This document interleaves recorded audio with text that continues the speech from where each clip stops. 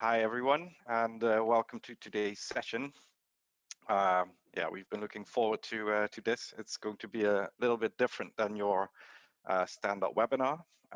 So it won't be a presentation that we're also used to, but it will mostly be Sina and Max next to me talking about their solution and their cooperation. Thanks for joining. And today's topic is trust and safety in smart infrastructure and how smart parking increases security and efficiency. So it's a very current topic. And yeah, Parking Network is hosting this, and we've invited Security and Safety Things and Peter Park to tell us more about this, since they're the experts.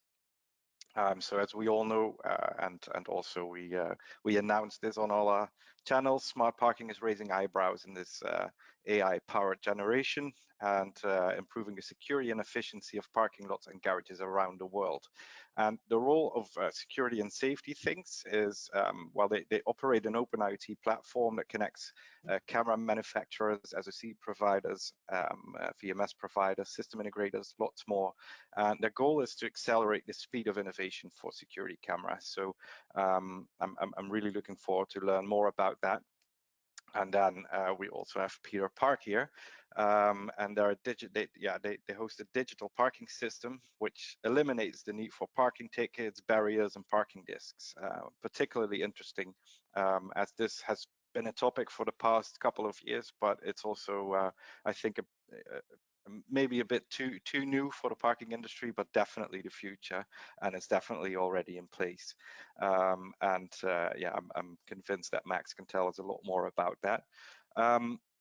So guys, thanks so much for joining me today.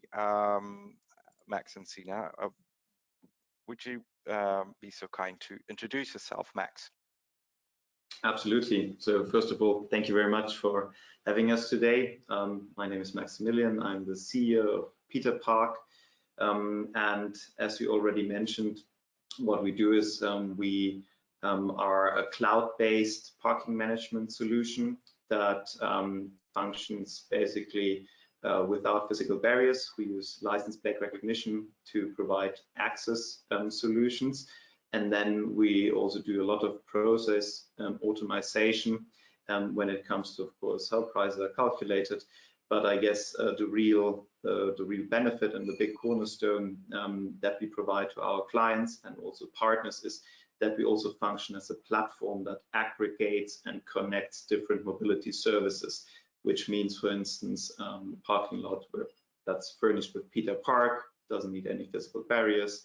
And we connect smart payment kiosks, but also different user apps that are already well known and have good market coverage, so that user can also experience a seamless parking experience there. And since all of this is, of course, depending heavily on cameras and the infrastructure that's underlying, I think, yeah, it's quite obvious why you're sitting here together.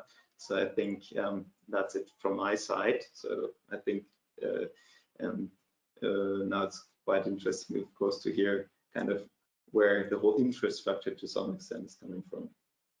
Yeah, so yeah, so then I will take the chance to introduce myself and SNST as well. So I'm Sina. I am a partner manager, business development manager at Security and Safety Things, and mainly taking care about our developers in the ecosystem. What that means, let me briefly explain it to you. As Max already mentioned, we are basically the infrastructure, kind of the base layer for systems like Peter Park is working with. So we make security cameras smart, or our ecosystem makes security cameras smart. We have equipped security cameras with our operating system, and that allows AI video analytics to run on any security camera, no matter from which manufacturer, as long as they run on our operating system. So for customers, that means they can take a security camera, install an app, a software, just like you know it from your smartphone, and then you can make this camera smart. For example, you guys are using the license plate recognition app we have on the store, And there are many more other applications that are relevant for customers that are having and operating parking lots besides parking. But I think we will talk about that as well in the coming half hour. Definitely, we'll dive a little bit deeper into your application store. That's a really smart idea. So I have a couple of questions for you about that. I think before we kick off with all the questions, you know, I've read a lot about both the companies and also some documents about the start of your cooperation.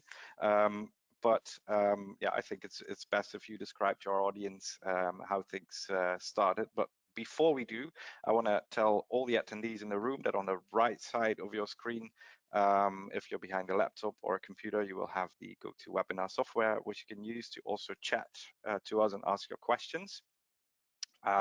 So if you have any questions for Max and Sina, please type them in the chat, and we'll see if we can interrupt Max and Sina when it's on topic. Otherwise, you can wait until the end. We're going to do an open floor Q&A when we're through the whole discussion. So if you have any technical questions, we have my colleague Melissa in the background as well. She's happy to help out. So without further ado, Max and Sina, please tell me, how did your collaboration come about? Should I start? You may start if you like. Yeah. So as you might have known, we, at least when we met roughly 2 years ago, we were still in a pretty much startup phase. I think it's a bit louder. We'll close the window. Sorry.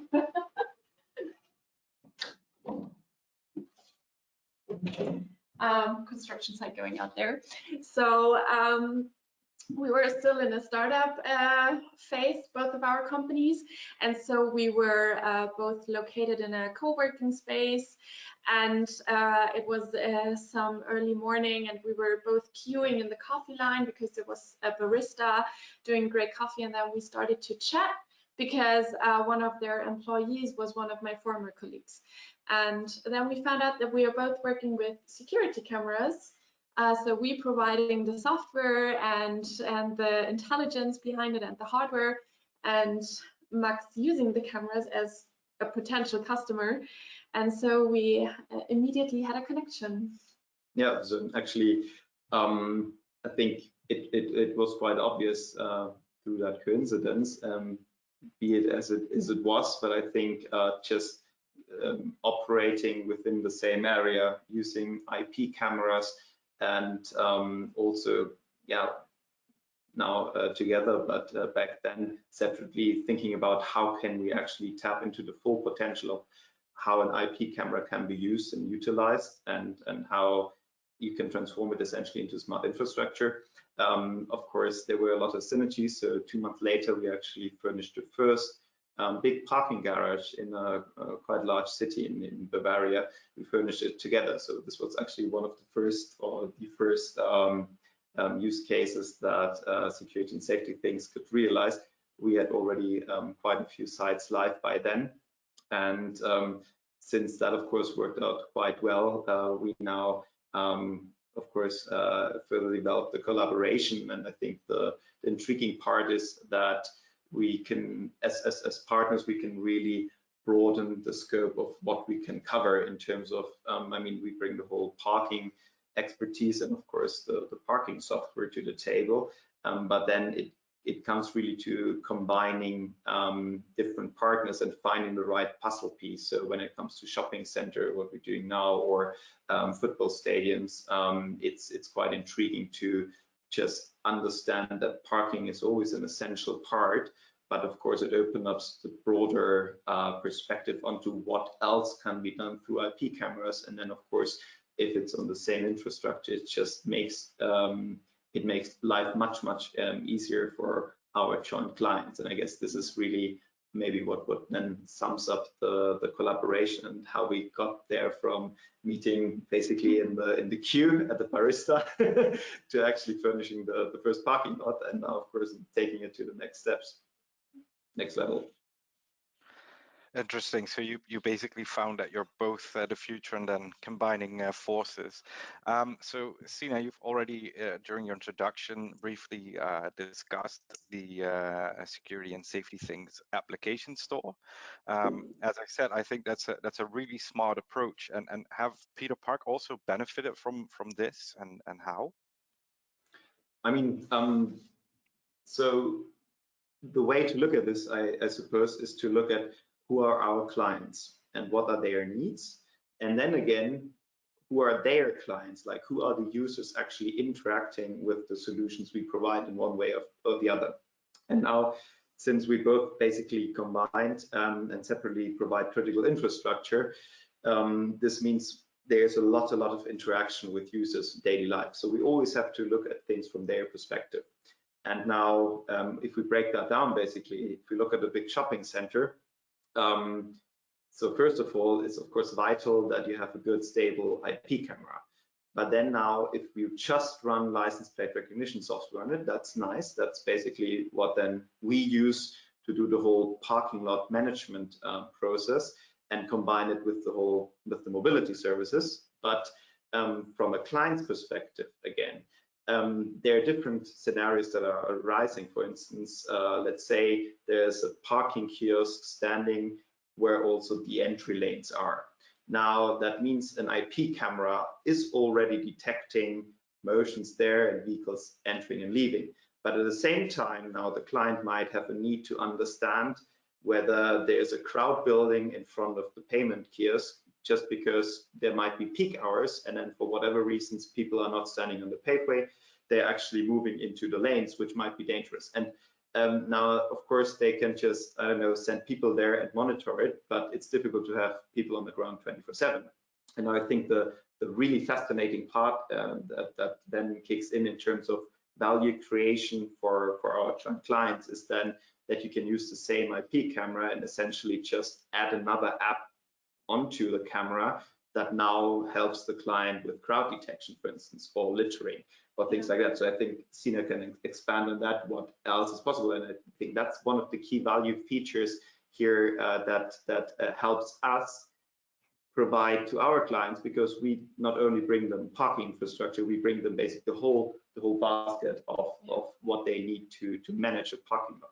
Exactly. So I remember very well when we, I think, first looked at our application store together, and then we were saying, oh wow, this could be useful for our customers as well, and we definitely want to try this out because we have a parking lot in a difficult area of a city where people are lingering around at night, and they want to make sure that there are no attacks happening or whatsoever. And so we have apps that can detect aggression, for example, or loitering, and so much more, just from a security perspective, that I think everyone can benefit no matter in what environment they are having their parking lot.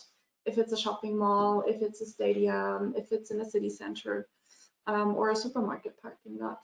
Yeah, and I guess it's key because so our clients, they want an open access solution. They don't want physical barriers. They don't want gates, because it means vehicles can't flow in and out quickly and easily.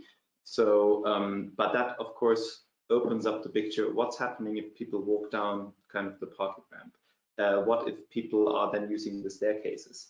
How to kind of monitor what's happening in there? And again, from that perspective, it really helps and move the way the whole discussion from, well, I need 10 different companies to kind of provide for each of these specific needs. And now actually what we experience, we become more like a one-stop shop, right? And then if you ask us, we can of course make recommendations, and that's really what our clients love, because now all of a sudden they understand they don't have to run to 10 different companies. They can actually just look what else they can do with their IP cameras they already have installed, if they're compatible, and or install more. But when they install infrastructure in the staircases, for instance, or if it's a shopping center within the stores, they can kind of think ahead and understand that it makes sense to have one consolidated infrastructure rather than 10 different players. So I mean, how do you know which sort of app is needed? I take it that you give your clients advice about this, but I was also wondering if security and safety things, and maybe together with Peter Park, are able to build customized apps. Is that an option? Yeah, so from our side, so we haven't built a customized app together yet. Maybe we should try that out. But from our side, we definitely offer some kind of, we call it matchmaking service.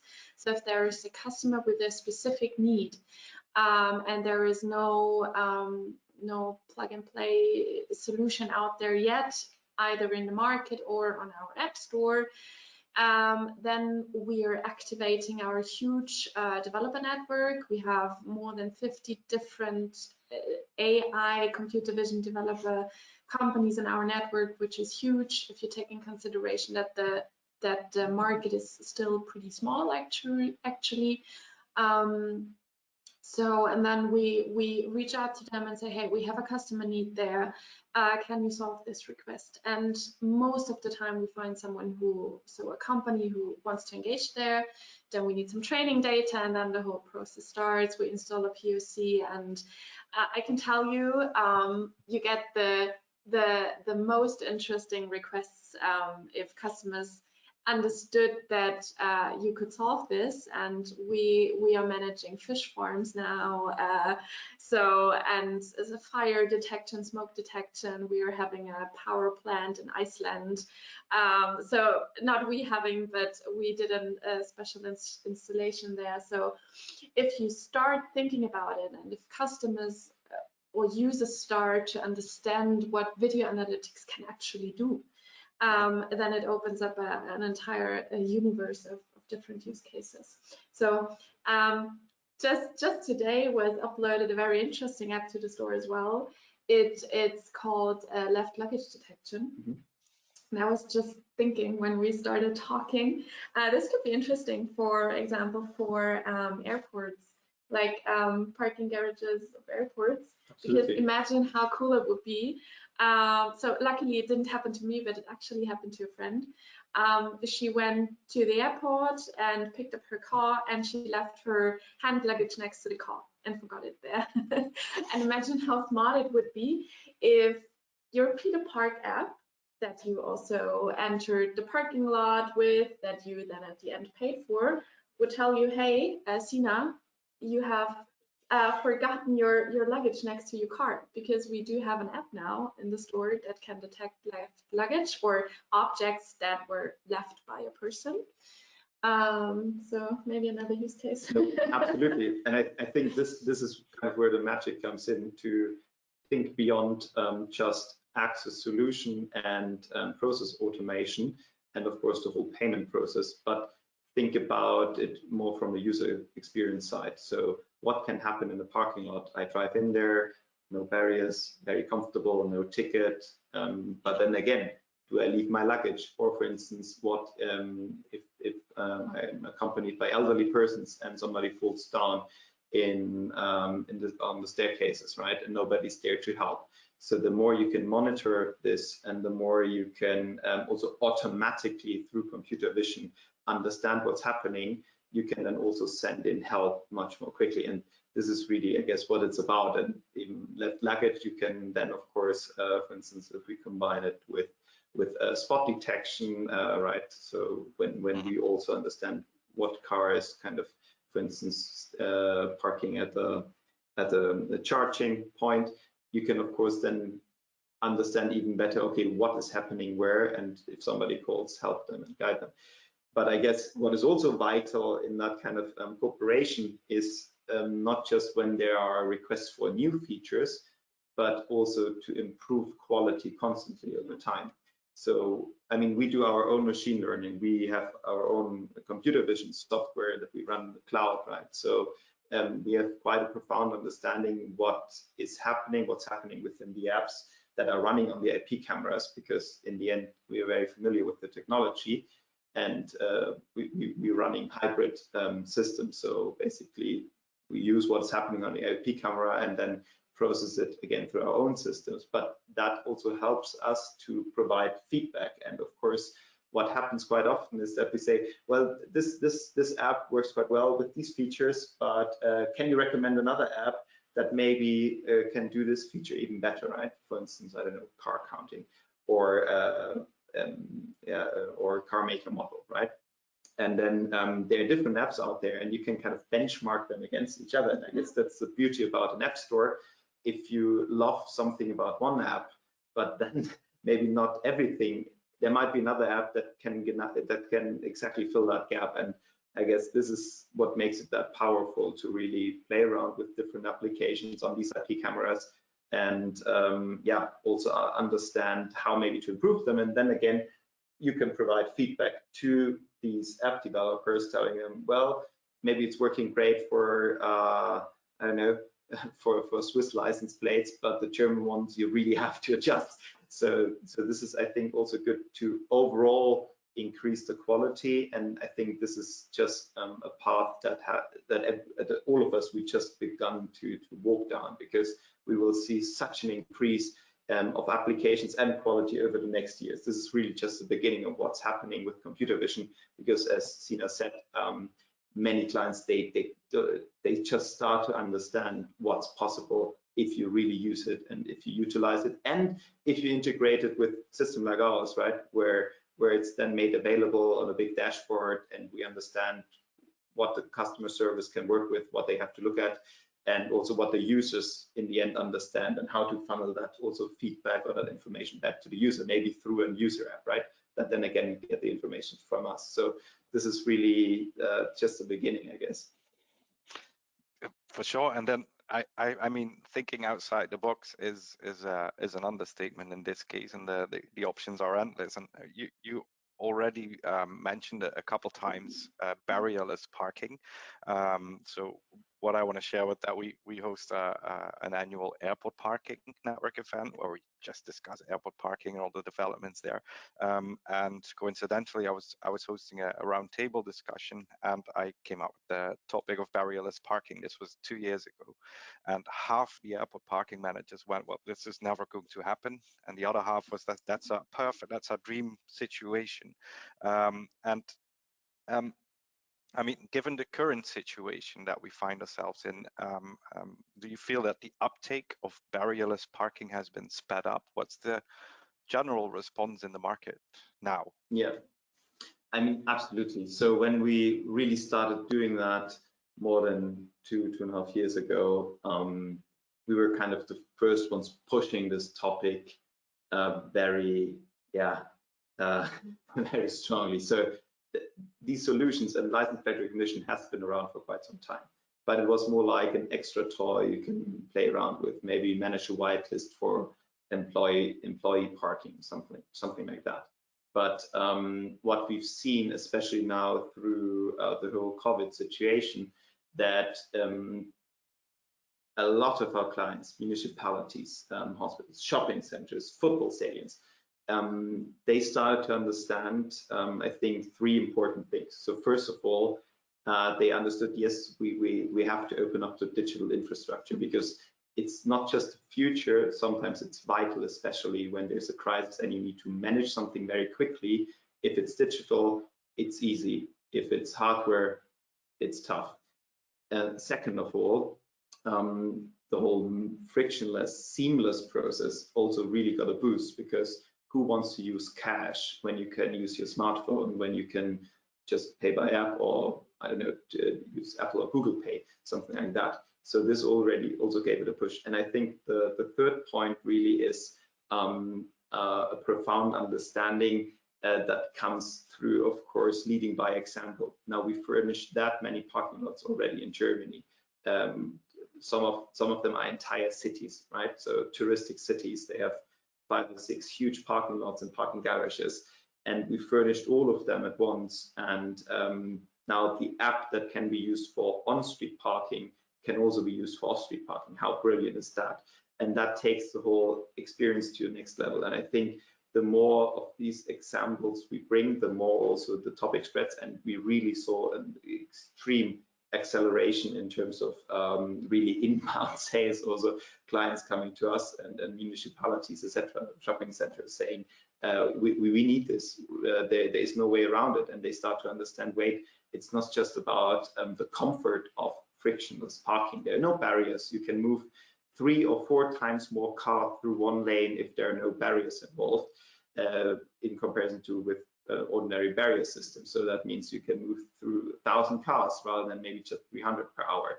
And that makes a big difference if you have a big football game coming up and thousands of cars are parking there. And they have a rush hour. They need to get in quickly, need to get out quickly. And the other point is, of course, the whole convenience, right? The parking apps, they find their way into the cars. So now you can pay through your car. You can see it on the display. And I guess this is quite a game changer from what we are experiencing. And this is, again, just the beginning, because now what we are seeing is people understand there's a need for digital infrastructure that's cloud-based, easy to handle, means ease and convenience for the user. But now the next step is, of course, what to do with the data, and of course, how to expand that, because if we can kind of, parking is just the arrival and whenever you leave, right? But what happens in between? And parking is always that kind of word in between. You have arrived at your destination, but you're not quite there yet, because you have to leave your car and you have to get out, you have to understand how to pay. And then basically, then it's actually where you get into what you want to do, for instance, watching a football match or going shopping in a big shopping center in a mall. But that kind of situation in between, that needs to be covered as well, that needs to be planned. We need to think about the user story from the very beginning, even before they enter the parking lot. We need to think about it. What is when they look for parking, and again, when they arrive, and again, how do they actually reach, for instance, their seat in the football stadium? And this is, again, where the whole ecosystem of security and safety things comes in, because this is really where through, and maybe Sina, you can tell us a little bit about that, just kind of picking up that whole idea of free of barriers, free flow, a lot of motion. What's happening once the car is in there and maybe the people exit, they go to the staircases, crowds are formed, maybe congestion's happening. What are kind of the use cases that stem from there? Yeah, exactly. So if we're thinking about the stadium case, so we have just a couple of weeks, months ago, realized an installation in a football stadium, soccer stadium, and their parking was definitely one major use case. One major pain point, I think we all know it, at least I queued a couple of times when I was going to the big football stadium in Munich and watch a game. I was standing there at the parking garage for, I think, nearly half an hour. So that will be more convenient in the future, I guess. But I didn't only queue in the parking lane, but also in the food court when getting drinks or food. And their queue management being done by cameras that can detect queues and then also trigger an event. For example, opening another cashier's area or moving staff from one area to another area where it's more crowded than in the other area, can help you to optimize your operations as the managers there in these venues. Or if we look at security issues, you can also detect aggression through video analytics software. And then you can just alert the security staff walking around, hey, in aisle 3B, there is some aggression detected. If it's not an aggression, or if it's not a fight and just some mingling, then it's okay. Then you had a false positive.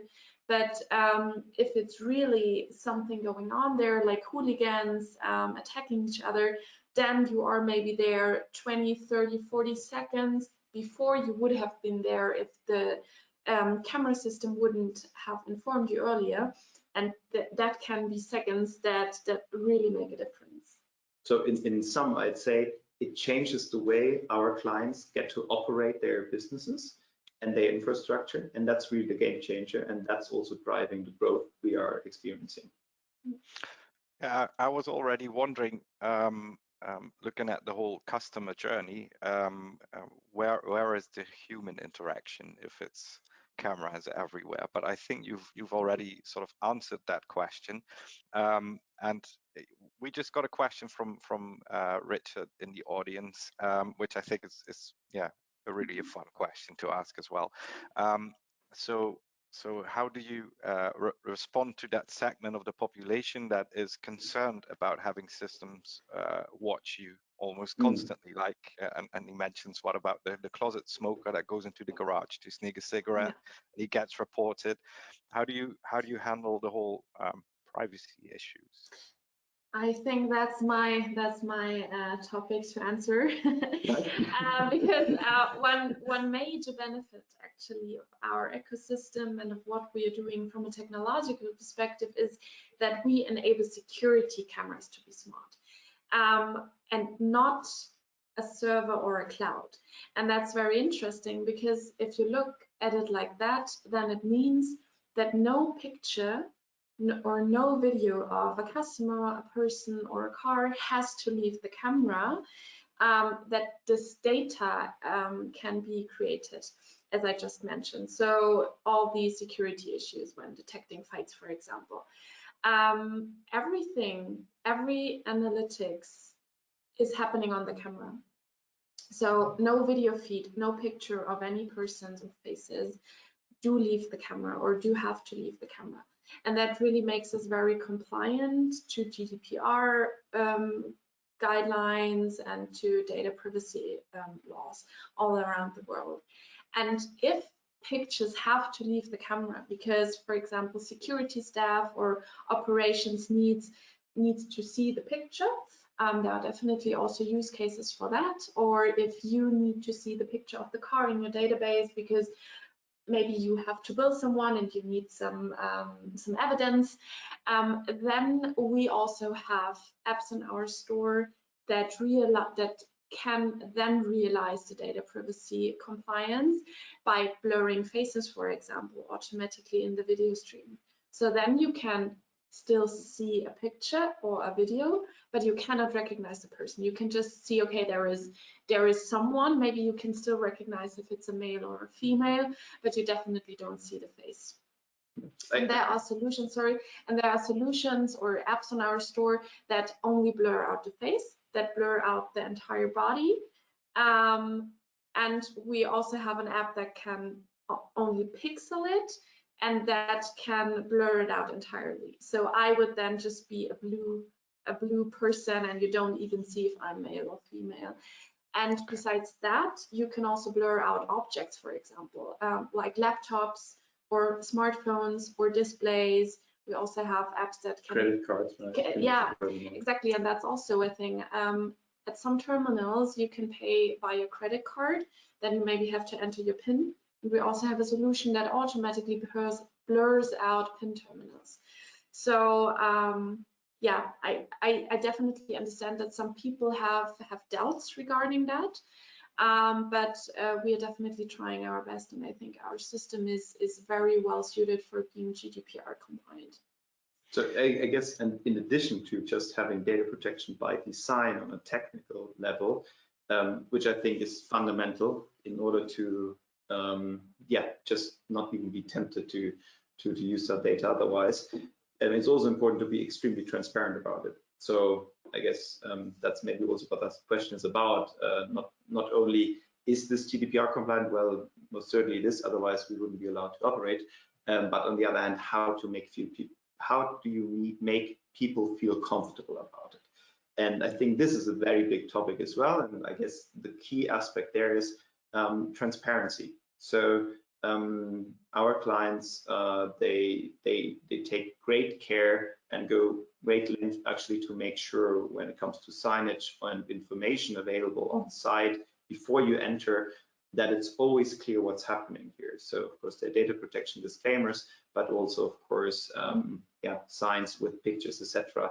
Just making sure people understand what's happening.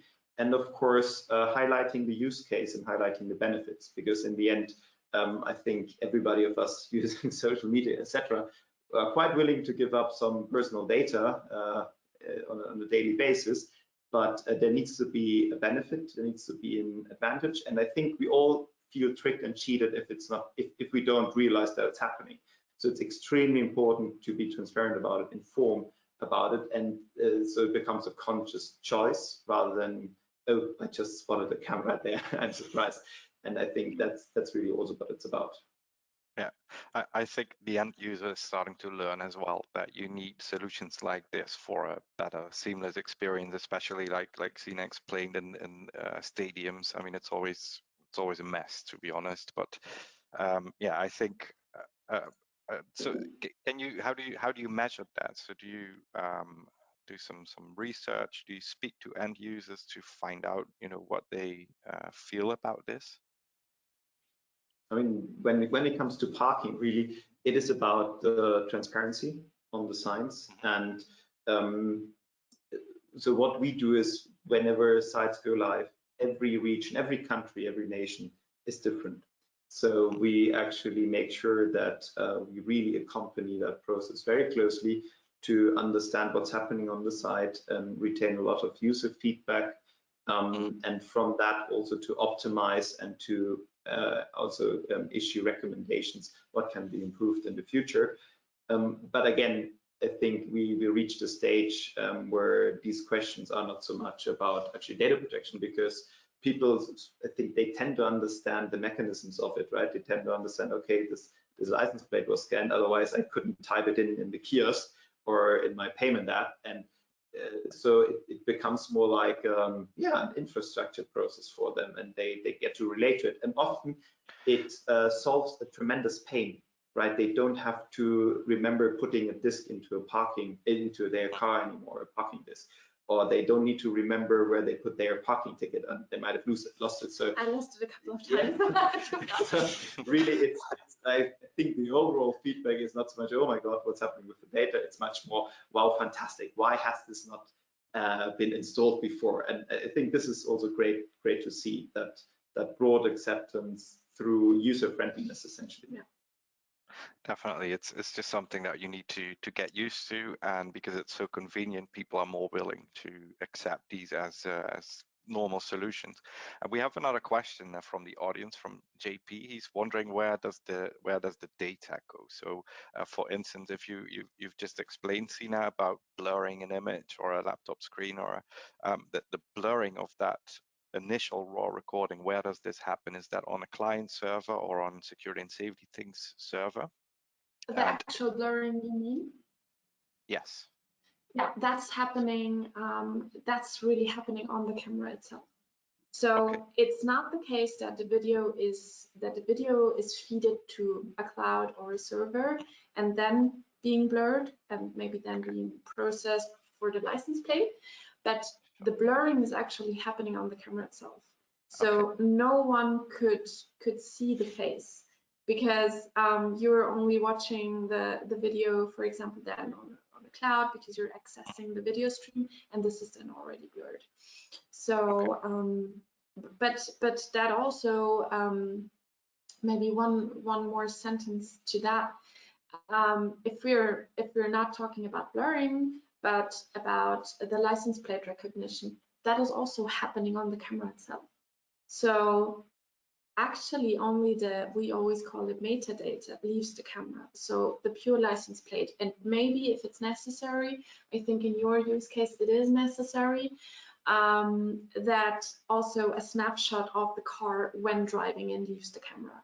But only parts of it. I think that's the magic, right? So the camera makes the data protection rather than decisions. So basically there you just take the snapshot of the license plate, maybe part of the car, and only that then needs to be processed. And that's brilliant also, not just from a data protection perspective, but also it means you end up using way less data. Yeah? So the more you can process on edge, on site, the better. Yeah, because some parking lots are also in areas where you don't have maybe such a good bandwidth or internet connection, and so you don't need to send a 4K video stream to a server or a cloud, but just some data snippets, some text files, and maybe a picture with lower resolution.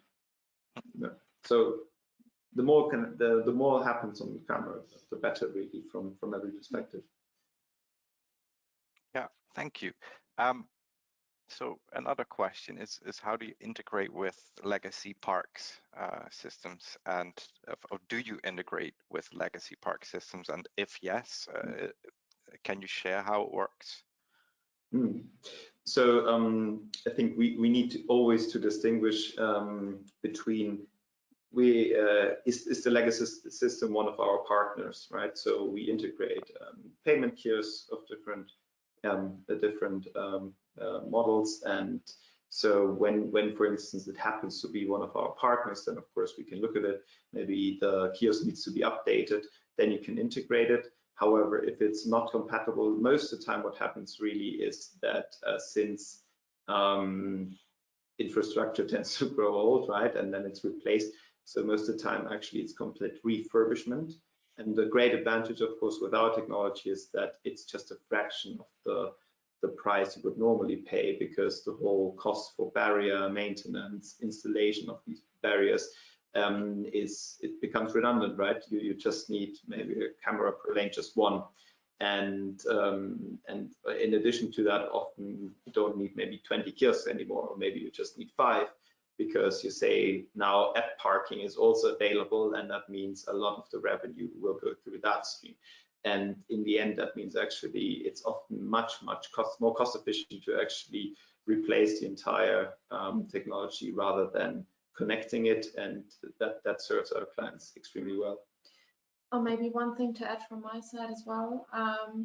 Another project from us was with a internationally active car rental company, and they were sharing a parking garage with different companies also located in the same building. It was in the first installation we did with them was in Munich city center, and there they already had a fully equipped parking system installed with a barrier, indeed, and they actually wanted to make their processes when customers are returning their cars more seamless. And because what happened is customers had to pull a ticket, and then they were confused, do I have to pay this now? Where can I, like, what do I do with this ticket? And some lost it, and then the cars couldn't go out again. And it was just a very unsmooth process, to be honest. And what they requested then with us is, hey, can't you install a camera there reading the license plates, and we create a whitelist, and as soon as such a car from our carpool enters the parking garage, then the barrier opens automatically. And that was a very easy fix, and now they want to roll it out actually countrywide, and at some point also globally. And it really saved them a lot of money. And besides that, they also had the timestamp, the exact timestamp when the car was returned. So I think besides that, you can also integrate into existing systems besides the payment, and if you want to stick with barriers, because you have to. Which I think if you have like a singular use case, then it's quite convenient to just put that on top, right? As Sina explained, if you're really looking at automating your whole parking processes, accounting, processing, connection to various payment apps, integration of the parking kiosk, then of course it's a much deeper integration that would be needed. So then I think, yeah, we have refurbishment, but as Sina said, if it's just that one detail, it's brilliant, because and also, I mean, if you have already compatible IP cameras, if you have different use cases, you can probably also just basically use them, right? Exactly. So we have not only our partners, our camera manufacturer partners, not only have cameras in their portfolio, but also like a small device. They call it AI box. And then you can also offer to customers that you are approaching that they can still use their existing IP camera and just plug that device to it, and then you can do the license plate recognition on that device, and you still follow the same GDPR compliant and everything. You could still use the same app from our app store, and yeah. So if preparing this, we've also received some very interesting statements, and there's lots of questions that keep coming up also during our virtual conference. One of the statements was low investment, less hardware. Does that imply that the amount of hardware has such a big influence on the investment in a parking project? And I want to add to that, because I think that's definitely going to be a question from the audience in the open floor Q&A. Like, how does it work with enforcement? Can that be done to the same level of efficiency if you get rid of barriers? Yeah, absolutely. I mean, let's start with the first question. I guess there are two aspects to hardware. So first of all, it's of course cost buying it, but of course also maintaining it, right? And that's quite expensive. So if you add that up, physical barriers will cost you not just what you have to pay for them to get them installed and buy them, but over time, over a span of 8 years, probably double or triple, just in terms of, say, the service and maintenance costs, and that's really a lot of money. So if you can save that money and just put 2 cameras there and invest it maybe into putting more lights in there, making your car park more friendly and more accessible, more convenient to use, I think this, of course, in the end, is more value add for the user. So this is one of the basically investment decisions clients or like a shopping center or municipality have to take. So that's one aspect. But the other aspect, and I think long term that's even more important, is hardware is static, right? So a physical barrier, it can close and it can open. And sure, you can combine it. You can maybe add license plate recognition. You can try to make it more intelligent, but in the end, it remains a barrier. And in the end, it means you always have to find a way around it or find a way to open it in whatever scenario. And that actually means it's a blocker for innovation. And to give you one example is, for instance, car sharing, right? So why is it so difficult to use car sharing? It's not the car sharing process, the booking process is super easy, but then to find a suitable parking spot with the car you booked for that half an hour, that's really a pain. That's difficult. And why is it difficult? Because you can't just park it in an ordinary parking garage, because chances are there are barriers. And then again, as Sina described, people get confused. What do I do if I pull a ticket? Who has to pay next? Will I be fined? So people just don't understand it, because you can't put like a big sign up there explaining for every parking garage how it should work, right? You have to have a very simple, easily understandable process in place. And this is really where the whole barrier-free or less hardware approach kicks in, because it functions as an enabler for innovation, because we don't know what use cases will come in the next 2, 3, 4, 5 years from now. But I can already tell you, the less you have to work around hardware, the easier it will actually become to actually make that service or that mobility, whatever it will be, available to the broader public and the big user base. And that's in the end what drives acceptance, what drives also revenue. And so this is, I think, what our clients think about when they make the decision to go with less hardware. And and the second question, enforcement, absolutely. So if there are no barriers, there needs to be a way to, of course, if somebody doesn't pay, to enforce it. And this is something that our clients, of course, need to work out for themselves how they want to go about it. But and that's also in the end probably their specialty. But what I can of course say is that there are the legal frameworks in place that whenever somebody doesn't pay the license plate picture of the car, you have basically all information in your hand that you can then actually pursue that claim and make sure that the motorist in the end pays what they have to pay. So, but there are different models how to go about it, right? And also depending from country to country, there are different expectations, whether there's post payment or not.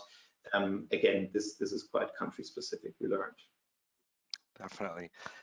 So my last question, what would be the absolute bare minimum of hardware you need to create that that great experience, the seamless experience, and how fast do you see that happen in the foreseeable future? I think that let's say if we just talk about parking, but I mean it opens up the whole world of what else you can do on IP camera. Yeah, if you have one lane maybe for entry and in and out, you have one camera. That's it. You don't need the kiosk anymore. You just put app parking there, and then basically everything else, if the camera is positioned in a good place, it might be able to actually look over the rest of the parking lot. You can basically play around with it as much as you like. Have the cars, make sure if there's crowd detection going on as well to spot that, litter detection. So really, that's what it comes down to in the end. Shorter answer than I expected, but fantastic. Quite simple, isn't it? Definitely. So is there anything that you would like to share with the audience? Are you ready for to see if the audience has any questions for you? Because we're nearing an hour now, so I think I would be ready for any further. Absolutely, absolutely. All right. Then for the audience, we already had some questions coming in during the whole talk. JP's wondering what is the traction in the US, in America. Even asks, is there are you already active there?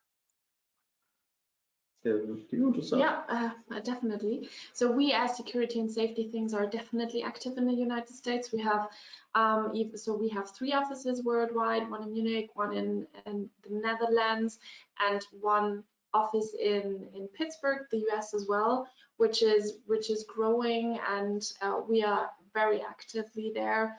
Of course, not only in the parking or traffic sector, but in all other sectors as well.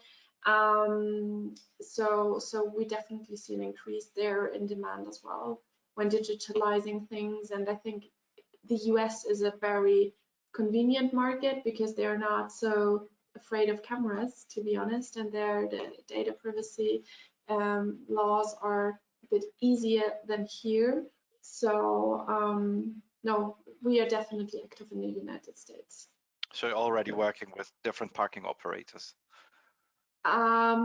For parking, we have, I think, 1 or 2 installations, so we're just starting there for parking, but for other use cases within our ecosystem, we have a lot of collaborations with different companies and system integrators as well. Yeah, so when it comes to us, right now we are focusing heavily on Central Europe to also meet demand here because it's growing quite steadily. But we've looked at the US already, of course. So these could be logical next steps, so to speak. But right now it's Central Europe for us, and the traction has been tremendous. So this is really, I think, kind of tying into what we said before. A lot of municipalities, parking lot operators, football stadium, etc. So the more also sites are furnished, or entire cities, the more kind of the news spread, and this is really driving us in these markets. Yeah. And maybe one thing to add here when you're talking about football stadiums, so we do work together with the large football stadiums, a famous, I think it's NBA League Stadium in the US, and they were approaching us for a completely different use case that was not involved with parking at all. And then they saw the apps on the store and the portfolio and our use cases, case studies that we did so far. And then they said, oh, we could also maybe look into parking as well. That's super interesting. It would smooth our processes, add more efficiency to the parking.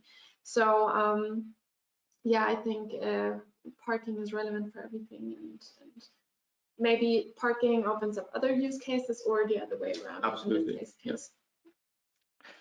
All right. So yeah, for the rest of the audience, this is your moment. You can ask Max and Sina anything, well, about their solutions, of course. There was a question that just rolled in. What's the use case for big data in video analytics of parking? I do think you touched that point, but would you mind sharing a bit more?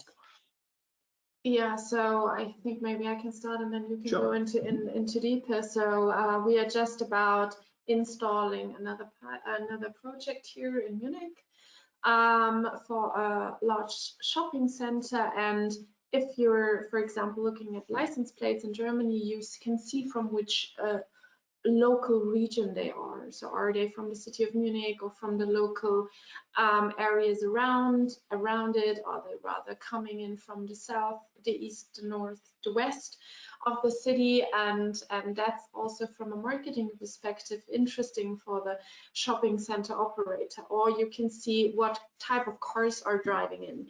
So are that rather expensive cars? Are that rather cheaper cars? So you can get more insights on your customer base as well. Yeah, and I guess these are kind of that's kind of quite valuable raw data right there. But then also when we look at the big picture, what we're already doing is the peak hours, just to understand also combining this information that Sina just talked about also with like what's the fraction of users paying via app, how many people are paying via card, or in Germany it's a big topic also they pay cash, right? A big portion actually. And to understand this actually then helps the operator how they need to evolve their business and also how to tap into new revenue streams. So the shopping center that Sina just mentioned that we're doing together, we also help them actually identify new revenue streams through specific kind of parking tariff packages, right? So actually already now from our experience, we have a good understanding when looking at the big data, what could happen there. And we can already advise them once it's live, look at the data, and then chances are you will want to, for instance, offer this specific tariff to this kind of user group. And now, if you look at the big picture, and this is really where I mean, big data plays a role. Why not actually pool this? So if there are parking guidance systems in place, like on a broader scale, but also apps that use that data aggregated to also help people navigate. I think the more smart infrastructure there is out there, and the more it becomes accessible and open, I think this is also a philosophy we share, that we want to make this anonymous data quite accessible, because then you can really help also city planners and other applications to deliver benefits, just in terms of smoothing how traffic flows, helping people to find parking more easily, making sure the best offer is always visible and available, and also understanding maybe through peak hours or when there's a congestion or like a construction site, how to handle this more efficiently, because right now it's quite chaotic actually what's happening in our cities, and I guess this needs to change if we want to change urban life as we know it, and also to understand where do all the mobility hubs need to go. Because this is right now, everybody says I'm doing a mobility hub. Well, it's just not true. In order to have a real mobility hub, you need to understand how traffic and mobility works in your city, and you can only understand that profoundly if you have the data to do so. And I think the parking lot data, and in addition, and all these other data points we can collect, is just immensely valuable to draw a picture. What needs to happen, where these hubs need to go, and where mobility services need to be offered the most, and also keep flexibility in there, right? Not just have a static system, but this needs to be able to shift in order to suit the needs of a ever-changing city. Yeah, and speaking about traffic flow, by the way, also for the audience, on the right side, there's a little tab called handouts. There's a very interesting white paper written by Security and Safety Things about IoT excellence in traffic and parking. You can just download it there, and I definitely recommend you going through that. The last couple of questions, we almost filled up the whole hour, so and I think we should get out while it's still fun. Sina, how many applications do you have on your application store? Today, actually, we reached a number of 100. So we have 100 apps in the store, which makes us definitely one of the biggest application store for video analytics software. And so yeah, that was a big milestone we actually reached today. and we're growing fast, so the number will definitely increase over the next weeks and months, and more use cases will be covered. Yeah. Congratulations, that's indeed a milestone.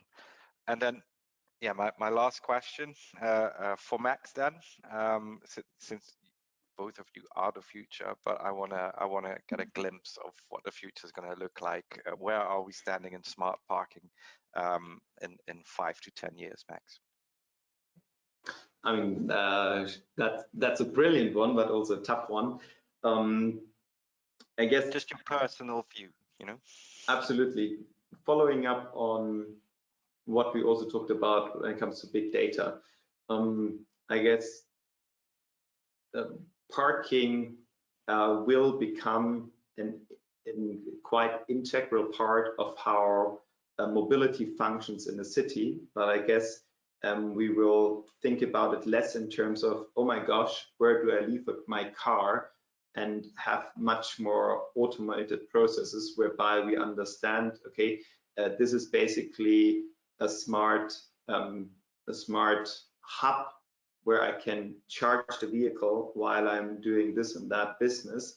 And maybe, I mean, looking even further ahead, where autonomous vehicles, if we look like 10 years ahead, maybe have a chance, if they are EV vehicles, like they need charging, they can function as a hub where basically different modes of transportations are then combined. So I need individual mobility, a car that drives me somewhere, but that might be a car that's quite luxurious because it's traveling a long distance to a remote area and back to the city. Then I basically want maybe to change that when I can actually do the last mile, right? And maybe just have an e-scooter or change into a smaller city car, or maybe into a shared vehicle with, like, I don't know, 10 or 20 other people, like a autonomous driving minibus. So I guess it's not so much parking in the sense of I leave a car there. It's much more about the mode of transportation. That's the changing mode. Where is that happening, and what infrastructure is needed to facilitate that? And where do I pick up my parcel also on the way, and do I also do grocery shopping there? And then I need the right mode of transportation for the situation I'm in. And that could be, I'm just going shopping and I have to carry heavy bags, or I'm just there for leisure and I just want to be driven around, or this is the start of a journey for the next 5 hours and I need to be well prepared for that. And I guess we are in a good situation if we think about these use cases right now and open up and install infrastructure essentially that then paves the way for this future development to happen. So I guess we'll see a lot of familiar processes and a lot of familiar basically services that we're using right now, but the way we can leverage them and what we can offer from that will be quite, will be much more integrated with a variety of individual specific, need specific services that will be devised for that and cater